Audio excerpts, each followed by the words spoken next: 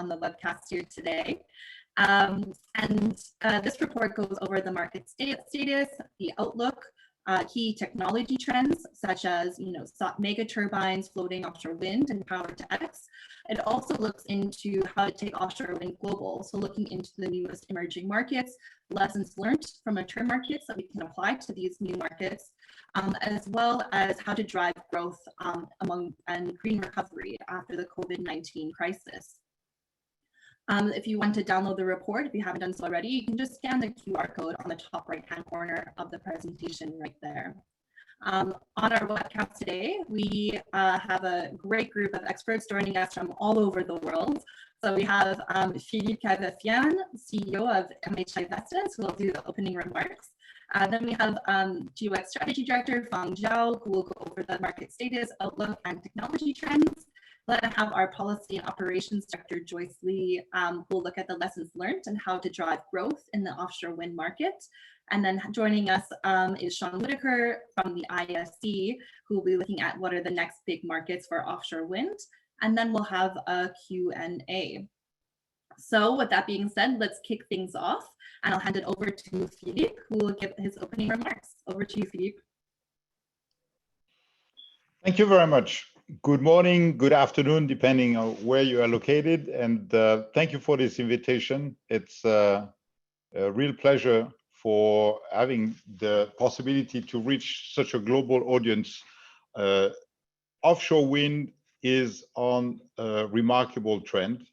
We see growing interest around the globe for good reasons. Offshore wind has been delivered on the promise, and ahead of schedule, we have been exceeding the LCOE reduction target that were set for the industry for 2020. And that was the result of a combination of technology steps and experience and efficiency that have been delivered across the value chain.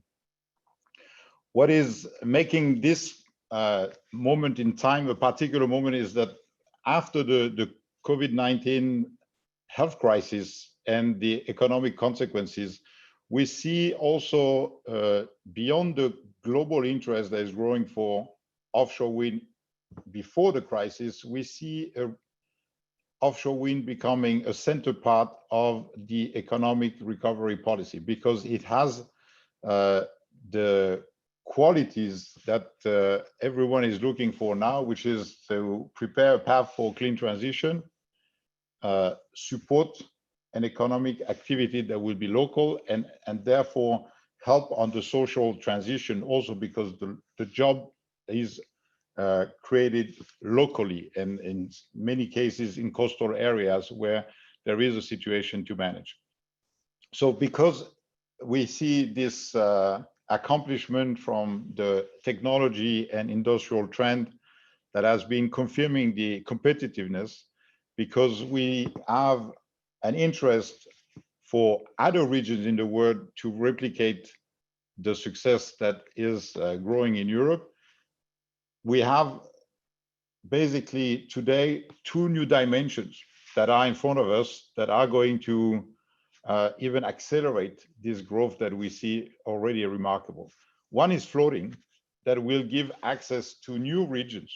The geography and the proximity to consumption centers on fixed foundation has been identified, and there's a lot to do, but there's another potential to open with the technology of floating offshore wind that will allow new spaces, also very meaningful to deploy offshore wind because they are close to consumption center.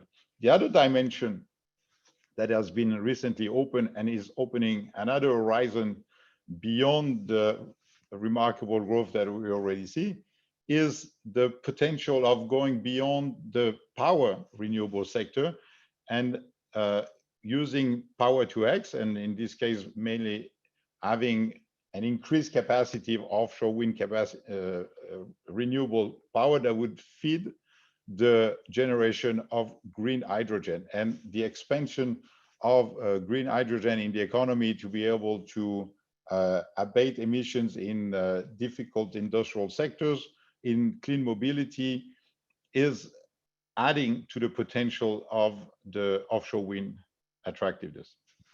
I just would like to put as an introduction to this very valuable report for us, because it's showing the global dimension of an industry that is right now triggering a growing interest in all continents, and where we will have, I would say, a combination of challenges that are applicable for all situations. The first one is that the scale up that we have to deliver has to be combining a step in technology, because we will, after moving from 4 to 6 megawatt class machines into a 8 to 10 megawatt class machine, ahead of us, we see technology continuing with the increase of nominal capacity, and there will be a 12 to 14 class to come. And the step of technology has to come with the same efficiency to deliver a large volume efficiently. So the rest of the value chain, the vessels, the supply chain, has to adapt to the new size of the turbine to come. This comes at a time where we need to increase the volume, the total volume we can deliver. We come out of a remarkable year of 6.1 gigawatt installation in 2019. And this is very significant step, but we need to be able to even double or triple this over the coming years. And having more volume and this technology step is a challenge. It has to be associated with the second challenge, which is the infrastructure. One reason we have been able to deliver on the LCOE reduction in Europe is definitely the access to very efficient infrastructure, harbor, simplifying the distance between the production facilities and the shipment facilities, improving the time for installation, reducing the time at sea. All of this has been contributing significantly to the cost reduction. And once we go in new areas, we need to be able to design and invest in this infrastructure to be delivering the same efficiency and the same volume potential when we go to sea. I had the third dimension, because whether you consider floating or the hydrogen potential, we always want to consider the infrastructure to be adapted. So maybe the fixed foundation infrastructure is going to be triggering some privileged access in some harbors, but the floating dimension might give an opportunity for other harbors, other regions of the world to have this growth in the deployment. And when we consider the hydrogen potential, then maybe the infrastructure to support the hydrogen will be much more connected with an existing oil and gas infrastructure, and that will create another segment. And the beauty of what we have in front of us is that these three segments are not conflicting or competing with each other, but they will open more access to more logistics and to more capacity to deploy to the sea at the same time. And therefore, we remain super optimistic for what's ahead of us. So with this, I would say, broad optimism, I would like to hand over to Feng Zhao, that has a very interesting report to share with you. Thank you so much, Philippe, for that. And if you have any questions for Philippe, you can submit them now in the Q&A button on your Zoom toolbar. So as Philippe mentioned, we'll hand it over now to Feng Zhao, who is the strategy director at GWEC and lead author on the Global Offshore Wind Report, who will cover the main findings of the report. Over to you, Feng. Thank you, Alicia. Thank you, Philip, very much for your very interesting and honest comment for this opening remark. Also appreciate the support from MHI Vestas as a sponsor. Without the support, we cannot make this report available to the industry. So now I'm going to start bring the key findings from this report to the audience. I'm the project manager, and also I'm the head of GWEC market intelligence team. So we spent about 2.5 months to put together the data and also complete the analysis. We appreciate all the support from turbine OEM, component manufacturer, utility, oil and gas company, whoever bring the insight to GWEC and to help us get the job done. Now let's take a look at the market status in 2019. Next slide. So in 2019, as they mentioned in our global wind report released in March 2020, the data indicates the new installation in 2019 for offshore wind globally is 6.1 gigawatt. This is the historic record, and the mixed market share of offshore wind in total new installation in 2019 up to 10%. This is the first time for offshore market share to reach the double-digit level. So from the chart where we can see this present the historic growth annual installation for global offshore wind from 2006 to 2019. Year after year, we can see the steep growth of industry, specifically from 2013 to 2019, the CAGR, the compound average growth rate is double digit and close to 25%. That's absolutely amazing compared with other matured industry. And looking at the bar chart, we can see start from 2015, we saw more volume building up from the market outside Europe, primarily from China. That's mainly due to the government has streamlined the regulation specifically for permit that helps the Chinese offshore industry to accelerate. In 2017, China passed the milestone of 1 gigawatt annual installation.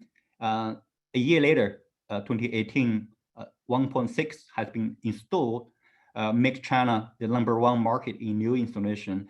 Last year, 2019, 2.4 gigawatt was installed in China. This helped China to maintain the leading position in new installation. So looking at the geographic distribution of the installation, next slide, where from the next slide, where we can see Europe, even though we say China replaced the UK as a leading market, but looking at cumulative installation, Europe remain as the key market, account for more than 3/4 of global market share in total installation. However, the first pie chart on the left side indicate actually the global market share in new installation from Asia is increasing. Last year in 2019, looking at the market share in new installation in Asia Pacific, where the market share is about 41%, compared with the cumulative market share for this region is only 25% by the end of last year. So is the market share for Asia Pacific or market share outside Europe is going to continue to grow? I think the answer is clear. Now let's move on to the next slide about the 2030 market outlook. So in 2019, GWEC released the first edition of Global Offshore Report. So this is the second time we present the global market outlook. In general, compared with the total installation in the next 10 years, we upgrade our forecast mainly due to the positive progress has been made, not just in Europe, where we have the green recovery, we have the European Union or Commission have this green strategy. Also, we saw big progress has been made in emerging markets, specifically in Asia Pacific, and also across the Atlantic Sea in North America, mainly in the US. We saw big project pipeline lying there, and the developer has already made the announcement in terms of by when, how many gigawatt will be achieved. So from this chart, where before I present the key findings for this growth chart, I just want to mention a bit about the methodology. At GWEC, through the market intelligence, we offer the global market database where we cover the historical installation, and also we have the project pipeline for any single project globally under construction. So for the forecast between 2020 and 2024, we basically narrate on the bottom-up approach based on the project pipeline, auction result, etc. For the second half of the next decade, we use the combination of bottom-up and top-down. For example, this approach has been applied for key markets, including the UK. The country recently upgraded the market growth target by 2030. Also, it's the same situation in Germany and also in Denmark, etc. Also in emerging market in Asia Pacific, where we also take into account the recently announced auction plan, for example, in Taiwan, and also government target in both Japan and South Korea. So looking at the next 10 years, even though we see a previous slide, please. Even though in Europe, we see relatively lower growth. Previous slide, please. In Europe, for the next 2 years, including 2020, we see relatively no growth, but we believe the market will bounce back start from 2023. In general, Europe will continue to grow and maintain a very positive growth trend.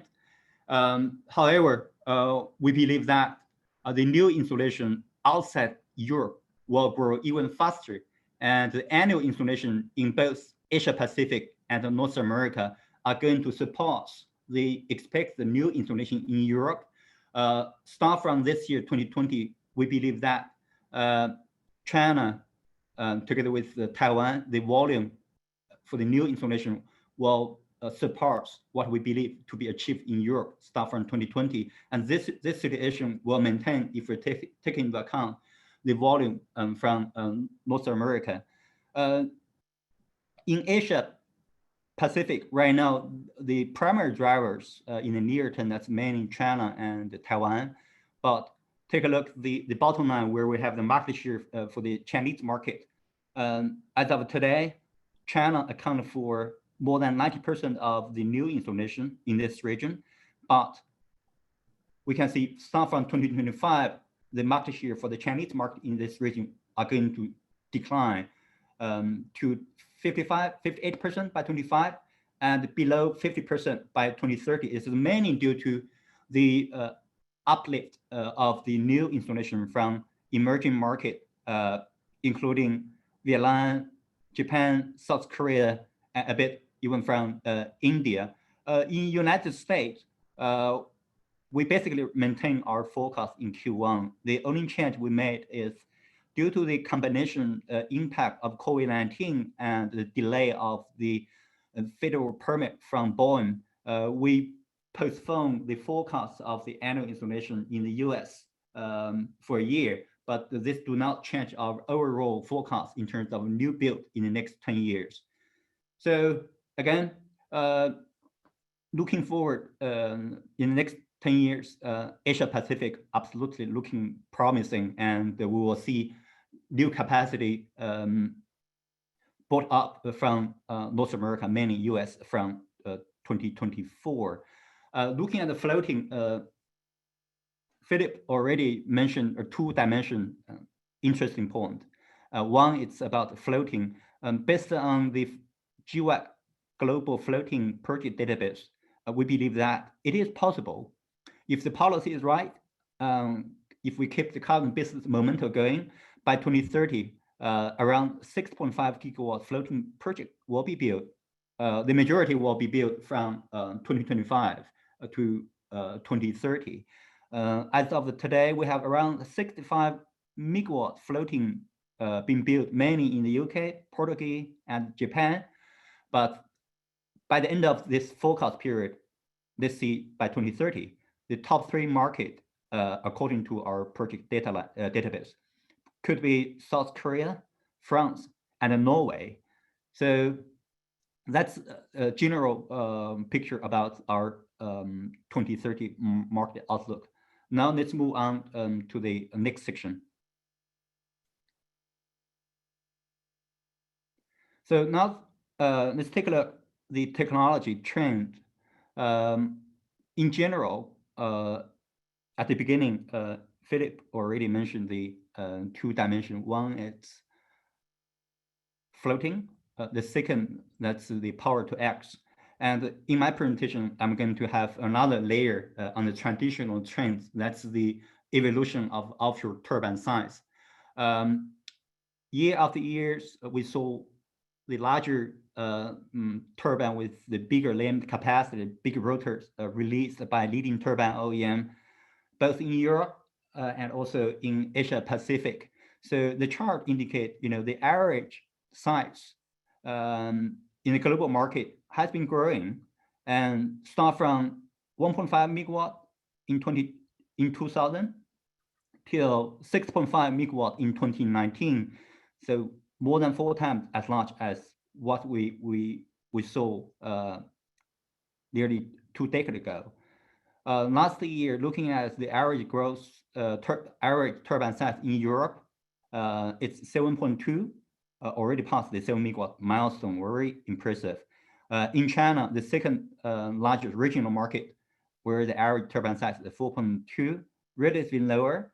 But looking at the pipeline we have, both in Europe and Asia Pacific, also in emerging markets, including Taiwan, Vietnam, and also in new market in North America, we believe a larger turbine will be deployed. That's why we believe by 2025, in European market, or what you call in the long Chinese market, the average turbine size could reach 10 to 12 megawatt. This is mainly due to most recently, next slide, the new turbine has been released by leading turbine OEM based in Europe and United States. GE already installed 12 megawatt DD turbine in Rotterdam a year ago, and earlier this summer in May, Siemens Gamesa, the largest turbine OEM in terms of cumulative installation, globally speaking, released the next generation 14 to 15 megawatt DD drive turbine with 222 rotor diameters. So for direct drive, the largest size in the market in terms of project roadmap is 14 megawatt already. The medium speed, that's 10 megawatt, released by MHA Vista a couple of years ago. For the traditional high-speed models, so far the largest size is from Seven. So the question is that, is the turbine size going to continue to grow? I think the answer is simple. If we take a look what's going on in both Europe and in China, this slide indicate here, even though we say the average turbine size in China is relatively lower compared with the European, 3 megawatt lower, but looking at what the new product launched or announced by leading turbine OEM, 7 turbine OEM released new models in the past 12 months. 6 turbine OEM out of the 7 OEMs released a new model. They have the new turbine launched, which is larger than 7 megawatt. Chinese Dongfang already installed a 10 megawatt DD turbine early this summer. Mingyang launched the 11 medium speed turbine with rotor diameter 220 meters, make it the largest in this technology category. So again, looking at what's going on in both Europe and Asia Pacific, it's clear we will see turbine size getting bigger. Our offshore wind ambassador, Henrik Stistel, made predictions in both Copenhagen Offshore and also in June in our GWEC Offshore Technology Webcast. He believed that by 2030, probably the new model will be 20 megawatt with a rotor diameter of 235 meters. So that's the trend in terms of the turbine size and rotor diameter. Now let's take a look at floating. as I said, Philip already indicates that's one of the dimensions. The reason is simple because 80% of the world offshore resources potential is lying in water deeper than 6 meters, where the bottom fixed solution probably economically is not feasible. Therefore, to completely harvest the potential from the offshore wind, the industry investor have to look at this category. Right now, there are 3 or 4 floating design in the marketplace, mainly from oil and gas sector. Right now, the key challenge for offshore wind is floating is mainly regarding this higher cost. Right now, the floating wind energy cost, it's almost 2 times as much as the bottom fixed solution. So to get the price down, I think the fundamental challenge here is to standardize the floaters solution. Right now, we have more than around 40 floater design in the marketplace. So the industry have to think about consolidation, standardization, modularization, and together working with the leading utility with the government target to reach the economic scale to bring down the cost of energy. The last technology trend I have to mention, that's the Power to X, also mentioned by Philip at the opening remark. Power to X, that's simply a way of cross-border collaboration. We start promote the cross-border or cross-industry collaboration in our annual report already, where we're talking about the hydrogen in the offshore sector. But looking at the picture of Power to X in the future, I think Power to X, that's absolutely a puzzle to help the global market to achieve the energy transition. Electrification, the industry, specifically renewable, has been working on that. But sadly, there are some industry, like heavy industry, some chemical industry, shipping, heavy transportation for trucks and aviation, those aspects where electrification cannot be achieved. Therefore, we have to think about another way. Then we start bringing the hydrogen solution into this solution. By doing so, in one way, could help integrate renewable energy into the final end users, and also considering the potential of the reduction of the Power to X technology and combine the continued drop of the offshore wind cost. We believe that when the policy is right, this solution, Power to X, combined with offshore wind, that's a business solution which can offer a new emerging economically competitive business model. As Philip mentioned, this could help with the job creation, with the economic recovery, etc. Right now, in Denmark, the parliament earlier this summer already approved the 2 energy island. That's the first European country start doing business in this direction. We believe more countries are going to follow. Germany just support one hydrogen project where also some energy company, they are part of the consortium. We saw some project also initiative by oil and gas company, including Equinor, Shell. So moving forward, we believe that Power to X, it's going to open the door and open the market opportunity for offshore wind. Considering the time I have, so I'm going to stop here. I'm happy to answer any question after this presentation. Thank you. Now I'm going to hand it over to you, Alisa. Thank you. Thank you so much for that, Feng. So if you have any questions for Feng, again, just put it into the Q&A. We'll take those up later on in the webcast. I'm now going to hand it off to Joyce Lee, who will go over the lessons learned and how we can drive growth for a green recovery with offshore wind. So I'm going to hand it over to Joyce now. Thank you very much, Alyssa, and it's a pleasure to join today to share the findings of GWEC's Global Offshore Wind Report with you all.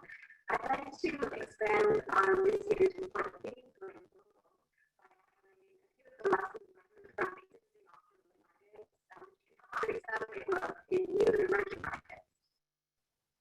So first, I'd like to ask why these lessons are so important. Here's charts from the latest Global Renewables Outlook report.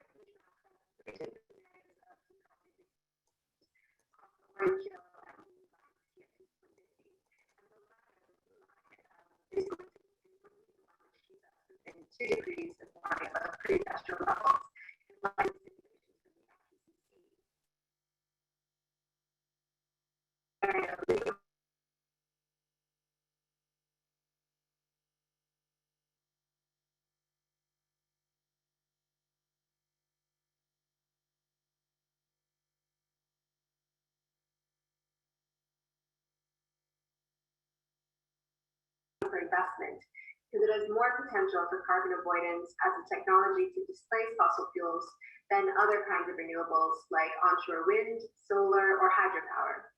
So energy transition scenarios like this from IRENA, as well as from the IEA, require a huge scale up of renewable energy installations from current levels.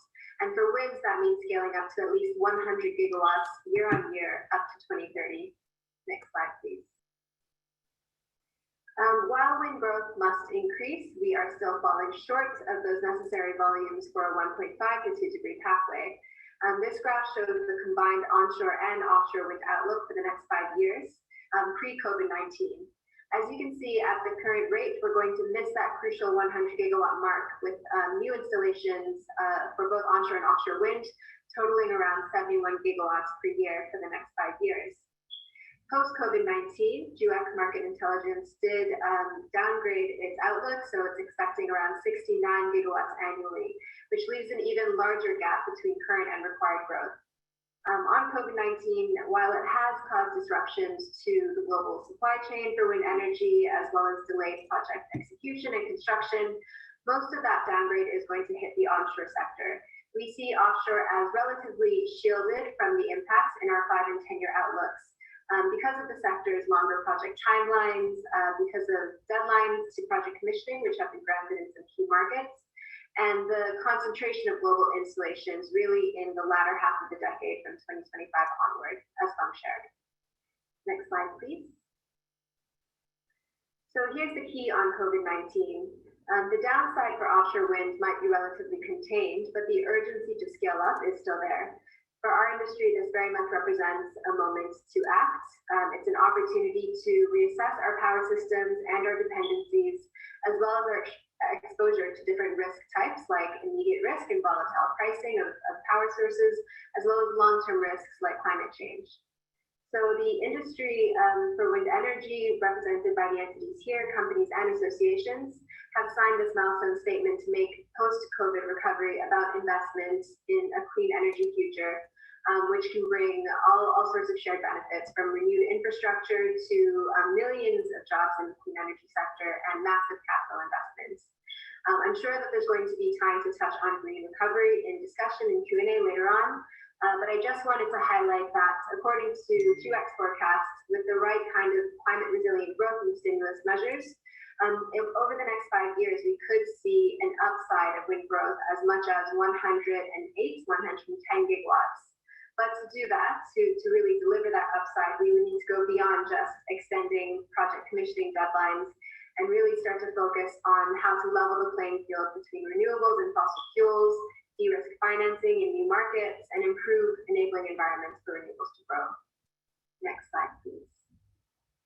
And that's where I wanted to address some of these key lessons learned from the offshore sector to date, which can help to accelerate growth in new and existing markets. So in our report, we look at 5 key areas for lessons. There are support schemes, industrial development and job creation, grid connections, cost reduction and supply chain, and then finally health and safety. There isn't enough time now to go through each one in detail, but I'll highlight a few key points. The experience in Europe and mainland China has shown us the importance of support schemes in the sector. Over the last decade, markets such as UK and Denmark have proved that policy stability, support schemes, and innovation clusters do improve the economics and the scalability of offshore wind. Mechanisms like CFD, or contracts for difference, have moved the sector towards incredibly competitive pricing while also maintaining revenue certainty over a long period of time. And as you can see from the matrix here, that process of moving towards market competition has been adopted in these major offshore wind markets. And that in turn has allowed governments to increase their capacity targets and to speed up permitting timelines as the industry develops in those markets and supply chains are built out. Grid connection and infrastructure is also a huge challenge for the sector. Offshore wind requires forward planning and transmission, grid stability and fault analysis, priority dispatch, system flexibility, and so on. There are different models for doing this. In Germany and France, the TSO takes responsibility for connections and substations, while in the US and the UK, this falls on the developers. So our report looks at these different models, and there's no universal formula. It's really that grid connection must be carefully considered within the context of the local market design and local investment dynamics, or it could quickly become a speed bump to future offshore wind deployments. Next slide, please. As you can see from this chart, LCOE for offshore wind has declined enormously over the last decade, and it is on track to continue coming down to around $58 per megawatt hour by 2025. When we take that trend alongside the lessons of support schemes, it is really important to maintain realistic expectations. For these prices to be sustainable in an emerging market, that market needs to have a robust project pipeline, which means large in volume size, as well as completed projects and moving them towards delivery, a long-term visibility, and a well-managed supply chain. For early stage support schemes with fairly high local content requirements, the combination of strict localization plus less remuneration can frustrate the business case for offshore wind and also create local inefficiencies. So again, this is an area that needs to be carefully considered and adapted to a local context. Next slide, please.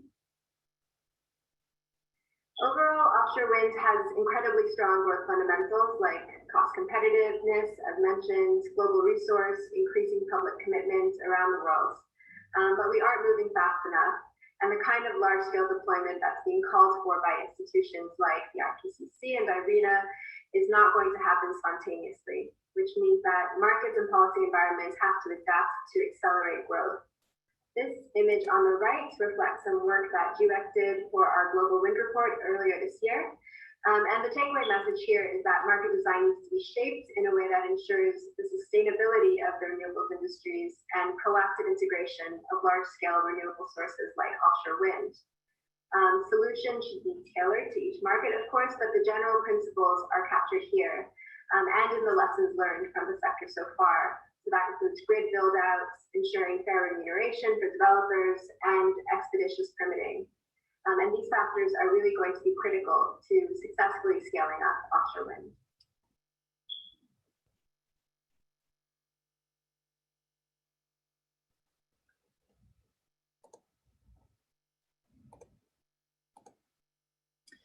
Thank you so much, Joyce, for that presentation.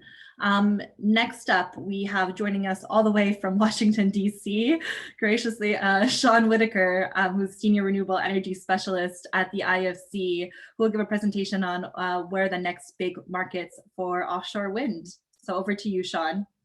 Thank you. Thank you very much, Alyssa, and it's a pleasure to be with everyone here today. So good afternoon, good morning, wherever you are. Next slide, please. What I want to touch on today is where are the next big markets for offshore wind, and I think Fang and Joyce painted an interesting picture of where the market is right now for offshore wind and where it's going to be over the next 5 to 10 years. One of the things that you might have noticed in Fang's presentation is this little sliver on the top of the growth charts that showed rest of world. So that's offshore wind installations in outside of Europe and China, and it's just a tiny sliver. And going forward, that sliver is going to be expanding. But we really feel that this is a sliver that has to expand a lot more in order to really to make an impact for offshore wind, to make an impact on a global scale for use of this large-scale clean energy. So about a year and a half ago in the World Bank, we started up a program called the Offshore Wind Development Program. And one of the first things I think that we did with this program is to ask the question saying, okay, if we feel that there's a role for offshore wind in emerging markets, is the resource there? Is there enough potential off the coast of emerging markets and the client countries where the World Bank works to justify an expansion of offshore wind? So next slide. So we started out with this, which is the Global Wind Atlas, and this shows wind speeds around the world, onshore and then offshore to a distance of 200 kilometers from the coast. And when looking at the technical potential in emerging markets, we applied two basic filters. So we said, well, you have to have a wind speed, an average wind speed of at least 7 meters per second, and preferably 8 meters per second.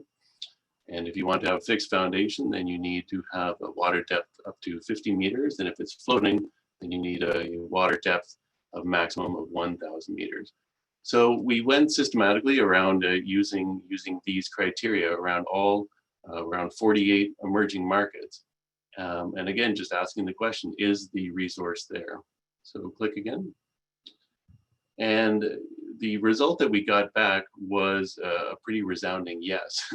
In nearly every emerging market that we looked at, the technical potential for offshore wind exceeded their national demand by several factors. So some of the results are shown here in Latin America and the Caribbean, led by Brazil, Argentina, Mexico, Colombia. You had over 6 terawatts of total technical potential. Much of that is fixed, but even about double that amount is floating. Looking over at Asia, it's a similar kind of story. East Asia and Pacific in particular has a fantastic wind resource, about equally balanced between fixed and floating. Middle East and North Africa, Europe and Central Asia, pretty much every region that we looked at revealed that there was a tremendous technical potential for offshore wind. And Feng mentioned the importance of floating wind. And this is certainly one of the trends that emerged as we saw that in order to unlock the potential in many of these countries, floating wind is going to have to play a huge role. Click again.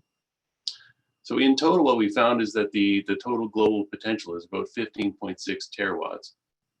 So going back to the first question that we had when we started the program, is the technical potential there? It absolutely is. There's no doubt that emerging markets represent an interesting opportunity from a technical standpoint.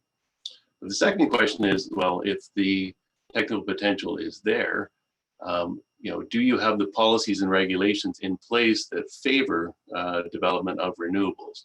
So next slide, please.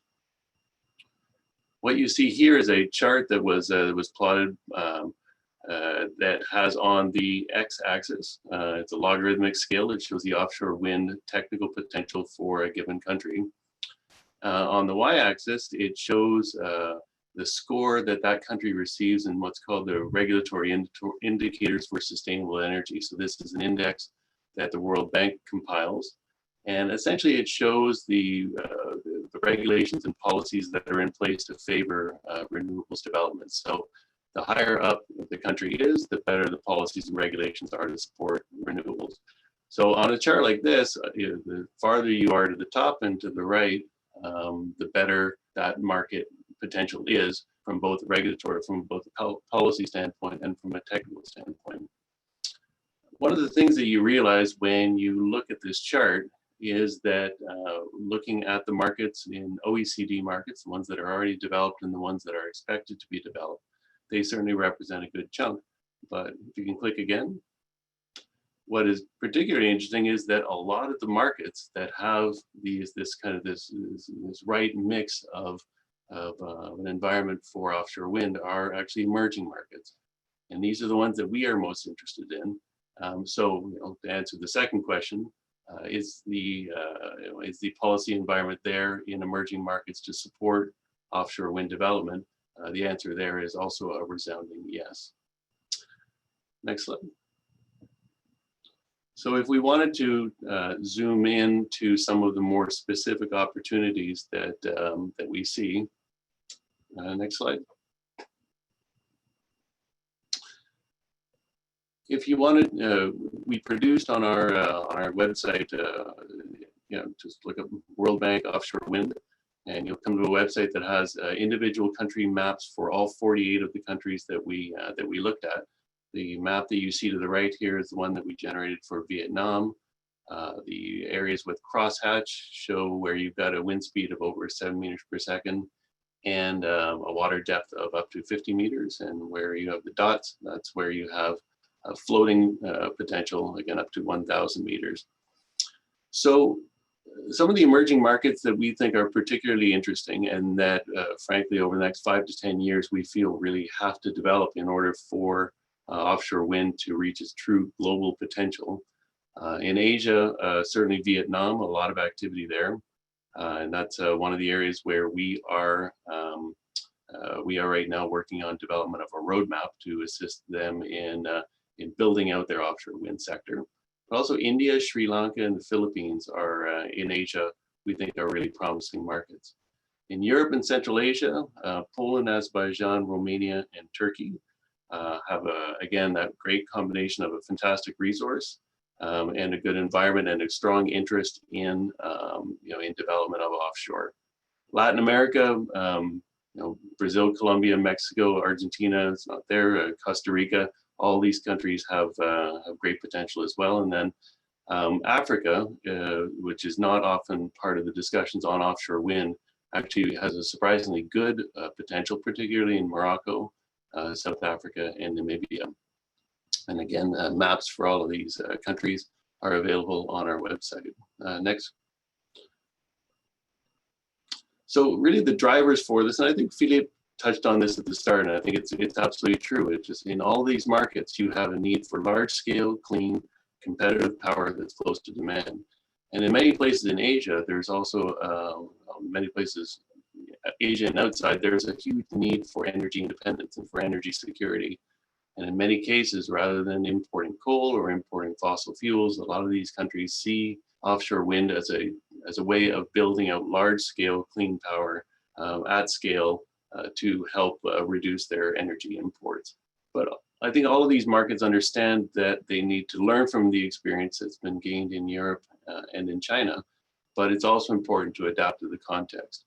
In the North Sea, where much of Europe's offshore wind has grown, you don't have typhoons, you don't have deep water, and you don't have seismic activity. Whereas in many of the markets that we work in, many markets, particularly in Asia, you have typhoons, you have seismic activity, and you have very deep waters. So it's very clear that as offshore wind goes global and moves to these markets, it's going to have to adapt accordingly. Next slide. So as I mentioned, about a year and a half ago, we launched the Offshore Wind Development Program, and it's got a very simple goal, just accelerate the introduction of offshore wind to emerging markets. It's a 5-year program. We're collaborating with the Global Wind Energy Council on development of this program, which has been a fantastic collaboration for us. And its focus is on knowledge. So the picture you see to the right is the Going Global report, which we released in October of last year. And that describes some of the opportunities in the markets that I just mentioned. We're doing roadmaps right now, working with in Vietnam, and on Sri Lanka and Turkey and several other countries on building out a roadmap that establishes kind of the links in the chain that have to be there in order to be able to develop offshore wind. And then finally, following through with investment as they get to the point where they can, where they have bankable projects, then we can look to finance those projects. Click again. So in terms of next steps, as I said, we've got engagements right now in many of these countries, Vietnam, Sri Lanka, Turkey, India, and the ones that are listed here. And continuing to engage with these countries and really try to work with them as they realize what a tremendous potential offshore wind represents for them. One of the things that we're working on closely with GWEC right now is the Offshore Wind Virtual Study Tour, which is going to be taking place September 15th to 17th. The picture that you see at the top is are the delegates from 12 countries that joined us in Northeast England in July of last year for the first study tour.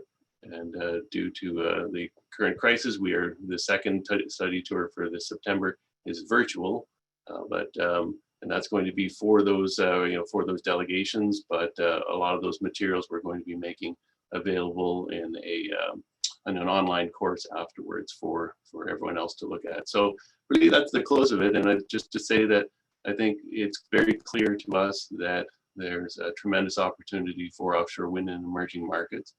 And indeed, for the sector as a whole to grow and for the emerging markets to benefit, I think that making that connection between the growth of offshore wind and its entry and introduction into emerging markets is a really critical component. So thank you very much. Thank you so much for that, Sean. So now we only have a bit of time for the Q&A, so I'll jump right into it. They had a couple questions for you, Philippe. The one attendee is no longer on the line, so I'll just read their question out loud. They were wondering about what are the opportunities for reskilling and using oil and gas infrastructure for offshore wind. And then the other question is about hydrogen, and it will come from Vidya. So Vidya, if you want to ask your question. Yes, I do. Thank you for the opportunity. But I have 3 questions. If you have time, I will first ask the first question. Is to Philip. Basically, the hydrogen is very interesting. Let me introduce myself. My name is Vidya Amrapala. I used to head the electricity as a chair in Sri Lanka. And currently I'm pursuing or reading for a PhD on wind energy in UK. But my question is the hydrogen infrastructure. Do you propose to have the infrastructure set up inshore or offshore? That's my question number 1. Question number 2, how do you improve the grid stability with large wind evacuation to the grid, especially in a grid like Sri Lanka, which is very small? And the third question to Sean, thank you, Sean, for your presentation. Total wind energy potential in Sri Lanka is about 24,000 megawatts inland and 92 gigawatt offshore. It's a huge quantum of wind energy, and you know that Sri Lanka grid capacity demand is near about 4,000 megawatts. So how do you propose to balance this out and to evacuate this total quantum of energy into the grid without getting connection to the proposed SARC grid? Thank you. Felipe, do you want to take your question first? Yes, if you allow me, Vidya, I will start with your question because I think it leads into the oil and gas question as well. The infrastructure for green hydrogen production, we can approach it onshore and offshore. Of course, in the very immediate future, as we are still maturing the technology of the electrolyzers and we are trying to basically have a scaling effect that will reduce the cost of it, increase the efficiency and reduce the capex. The projects are meaningful in the onshore part where the grid connection brings a big capacity of offshore wind. So there are, I would say, demonstrations of the first scaling up projects are located in places where you have a grid connection onshore and a stack up of electrolyzers that are using the power coming from the sea. Where we see actually the answer to your question to be both, it's because it makes sense to have H2 or green hydrogen generation close to, for example, a steel plant or cement plant, an industrial user. So that will simplify a little bit the consumption of that hydrogen, can feed clean mobility, but depending on where the hydrogen is going to be used, an onshore application is considered for the future. But where we see another interest for offshore wind potential is that technically, if you are capable of producing offshore with a stack up of electrolyzer in a platform or an artificial island or natural island, if you have a location that is central that can aggregate a lot of power generated offshore, you can actually transport back to shore, not the power, but the hydrogen. And that's basically a pipeline, an hydrogen pipeline. So where I see the two questions to be linked is that the oil and gas infrastructure is having infrastructure at sea, but also pipelines that are for gas pipeline convertible, or at least we have already projects in mind where we would try to reallocate the purpose of a gas pipeline into a green hydrogen pipeline tomorrow. And therefore you create new clusters where you have potential for development of offshore wind at sea, but with the single purpose of generating hydrogen at sea and to bring back the hydrogen to shore. And I think whether you look at it from the infrastructure, from the supply chain, from the maturity of the project company having offshore experience, Sean has listed the countries where you can probably quickly match the oil and gas skills and the interest for oil and gas, for our offshore wind emerging industry. I mean, there is a continuity just for the skills and for the supply chain. But if you use the infrastructure purpose of hydrogen transportation, then you add one more interest for having oil and gas industry looking at our sector. Thank you, Philip. Thanks, Philippe. Sean, do you want to take your question next then? Yeah, just very quickly, it's true. I mean, Sri Lanka is a great case. It's got a 4 gigawatt capacity grid and like 24 gigawatts of potential off its coast. I think that the answer is you start small. I mean, relatively 800 megawatts to 1 gigawatt of offshore wind into the existing as an islanded grid. But as you know, India and Sri Lanka have been on discussion of on an Indian interconnector going to the south, and that obviously would liberate a huge, it would allow them to integrate much more.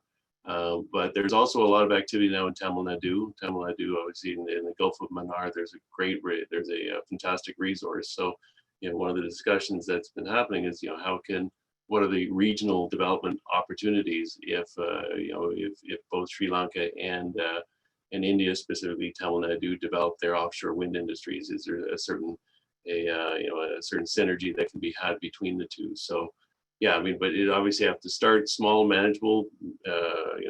Stability of the grid is paramount, and then you build from there as things develop. But certainly a good regional opportunity there. And we've been working with the Sustainable Energy Authority in Sri Lanka, very keen, very motivated, and they have an existing oil and gas activities that provides a great springboard for offshore wind. So, to win for all around. Thanks, Sean, and thanks, Vidya, for your questions. I know we're already at the hour mark, but I think we'll just take a couple more questions before we wrap things up. So we have a question from Gavin Smith here. So Gavin, if you just want to unmute yourself and briefly ask your question. Good morning. Thanks for your presentation so far. Very informative. I'm the clean energy lead for the EuroCham Vietnam Chamber of Commerce, and particularly interested in the commentary about Vietnam today and the potential for offshore wind. Two questions then, one to Feng probably first. Have you been able to adjust your estimates for the growth of offshore wind in Southeast Asia for the impacts of COVID-19 on both the changing face of manufacturing and consumption in that region? And secondly, maybe for Sean mentioned a couple of times his working partnership and program for Vietnam. When do you think that will conclude, Sean? And what is the first interaction with the Chambers of Commerce in that process? Thank you. All right, thank you for your question, Gavin.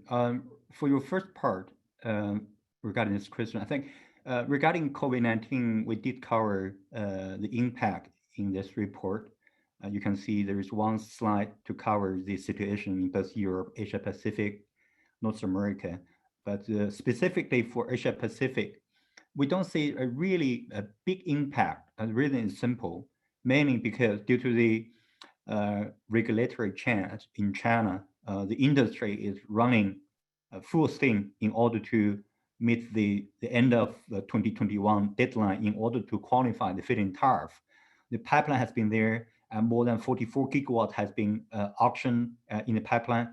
So it is true, in Q1, there are certain concerns, but we, through the GWEC webinar, we organized together with the Chinese utility and OEMs. They have a client, they have completely resumed the activity from the end of March. They simply speed up the installation. Looking at the market outside China in this region, Asia Pacific, in Taiwan, we have the project going on, but even before pre-COVID-19, we don't believe that there will be a big project pipeline to be built in 2020. We only see like 109 megawatt to be built this year. Also in Vietnam, slightly different. Also Vietnam, due to the before they update the policy, there is a deadline as well for both onshore and intertidal. So therefore, in general, the market has been prepared for the installation rush. So even though there is potential impact in terms of outsource for some key component, but that's well prepared. So looking at our market outlook, we didn't actually reduce any forecast if you compare our Q1 forecast and post-COVID forecast. Thanks, Fang. Li Ming, do you have anything to add, especially on the Li Ming's our Asia director here at GWEC and is working really closely on the developments in Vietnam. So maybe you have something to add there. Oh, I think you're on mute. There we go. Lisa. Yeah, I think like Feng said, we don't have offshore downgrade on our forecast for the COVID, because I think offshore is relatively immune from the impact than the onshore, but we do see some big change or big impact on the onshore market due to COVID. That's a quick answer to the first part. And maybe I also have some point, and maybe Sean will answer about the second part of the World Bank. But just for info, we are also working with World Bank on some workshop, which will involve the what Gavin, you just mentioned, the stakeholder engagement of the offshore policies that will happen soon in the autumn. Yeah. Yeah, thanks. In terms of the process, so back in I think in February, we hired BVG Associates to help develop the roadmap. It's now at a draft stage, and it's off for it's with MOIT right now, who are looking through it.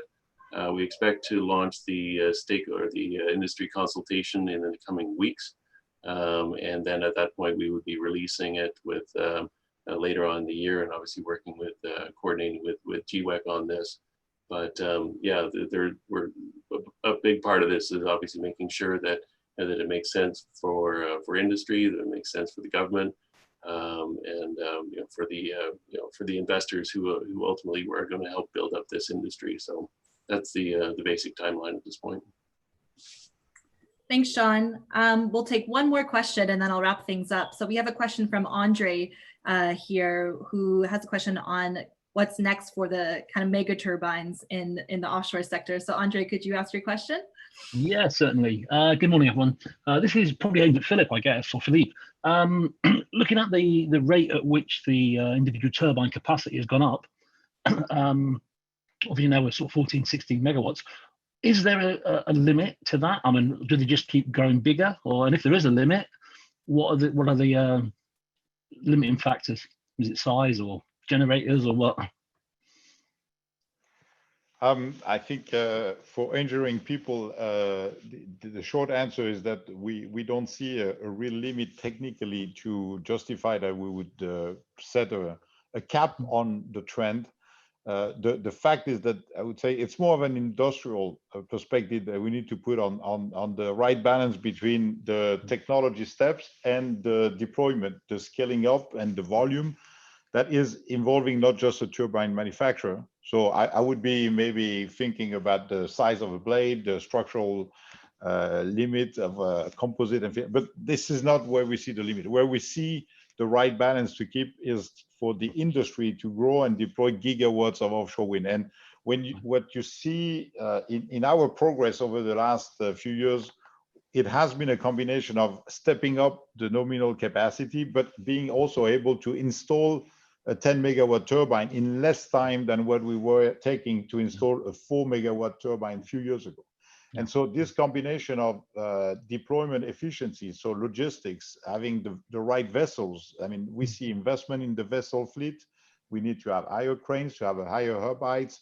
But at one point in time, you also meet some restriction about how effective you can transport blades. We have definitely offshore industry has to produce in the harbors. But when you project that, I would say the fixed foundation story will go higher in size until the foundation cost drives less units to be, I would say, the infrastructure saving on the rest of the capital investment is driving a higher nominal capacity. When you look at floating, that story might be completely different, because if story was just about putting the biggest turbine on the monstrous floater, the production is, I think, to Feng's point in his presentation, floating has to consider how we increase the yield of producing floaters, and we can actually align the frequency or the speed at which we can produce a turbine and at which we can industrially produce a floater. And once we align this within few days, like we have today in wind turbines, then you have through modular floating technology, you will have I would say an acceleration of floating in the industrial scale. So I would say your answer, if it's fixed foundation, I would say it's going to follow the scale up of the rest of the value chain to make it overall economical. And when you consider floating, I'm really not sure bigger is better. I think whatever is easier to install and maintain for floating will drive the right balance in size between the turbine and the floater. Yeah. Okay, thank you. Thanks, Philippe. And I think on that note, we will wrap things up here. I know there was so many questions, and unfortunately an hour is just not enough time to get through them all. So if you have any further questions on our presentations or the Global Offshore Wind Report, please send me an email. If you go to the next slide, you'll see an email on the screen. Oh, next slide, sorry. There you go. So you can send an email to info@gwec.net, and we can follow up if you have any further questions. And then head to our website as well to download the full Global Offshore Wind Report today. Would like to thank all of our speakers from joining us from DC to Singapore to Copenhagen for meeting us on this webcast today and sharing your insights. I'd like to thank again MHI Vestas for sponsoring this report and webcast, and wish everyone a great day ahead. Thank you.